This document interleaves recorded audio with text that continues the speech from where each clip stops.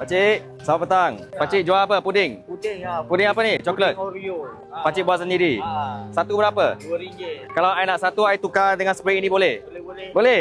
Pakcik tak tanya dulu spray ni spray apa? Pernah tengok? Tak pernah Tak pernah tengok? Tak apa, saya tukar dengan pakcik boleh? Okey, ambil satu lah. Okey, jadi pakcik try buka tengok dulu. I tolong pakcik buka. Ini untuk pakcik spray daripada Goya. Lepas tu, sini ada lagi. Yang ni untuk pakcik. Rezeki untuk pakcik hari ni lah. Jadi spray ini, contohlah macam kalau pakcik ada cedera ke, pakcik boleh spray lah. Untuk sembuhkan luka, untuk sembuhkan cedera. Kalau contohnya macam ada luka diabetes pun boleh spray. Ni I bagi dekat pakcik boleh tengok dekat sini lah. Kelulusan daripada SIRIM, MDA, semua ada. Jadi pakcik boleh pakai dengan tenang. Jadi biasa pakcik balik pukul berapa? Biasa bulan puasa pukul 8 lah. Pukul 8. Lepas tu berbuka dekat sini. Sini lah. Rumah ada orang? Ada. Biasa mereka buka sendiri, lepas tu abang berbuka puasa sendiri dekat sini. Apa kata kalau pakcik balik awal ini? Nak? Kalau pakcik nak balik awal, sini saya ambil semua. Saya agihkan kepada orang. Dia nak ambil saya, anak saya. Dia buka puasa baru dia ambil.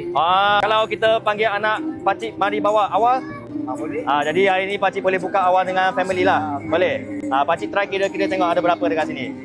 Hujan pakcik dekat sini lagi. Tak boleh tu hujan. Susah bagi tahu. Okey, pakcik try kira-kira tengok sini ada berapa semua. Hari ni hari ke berapa Hari ke 4. Hari keempat. Jadi kira 3 hari ni pakcik memang berbuka puasa dekat sini ya? Lepas tu family buka dekat rumah.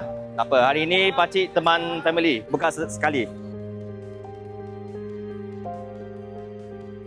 Tengah hari lah. Waktu tengah hari lah. 30 biji kan? 30 biji kali 2, 60. Sini I bagi abang 100.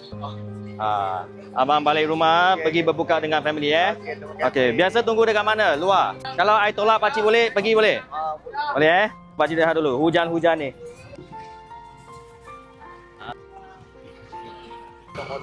Dengan motor ni? Tak hujan dah takut hujan je. Biasanya memang tunggu dekat sini sorry. Sekejap Kena wheelie. Okey, wheelie sikit. Boleh, depan kena angkat sikit. Okey, padu bang. Terima kasih. Alright. Okey, sama-sama pakcik. Balik rumah teman family. Alright. Terima kasih pakcik. Semoga murah rezeki dia. Alright, bye. Okey, sama-sama. Abang ambil satu juga. Okey. Belanja.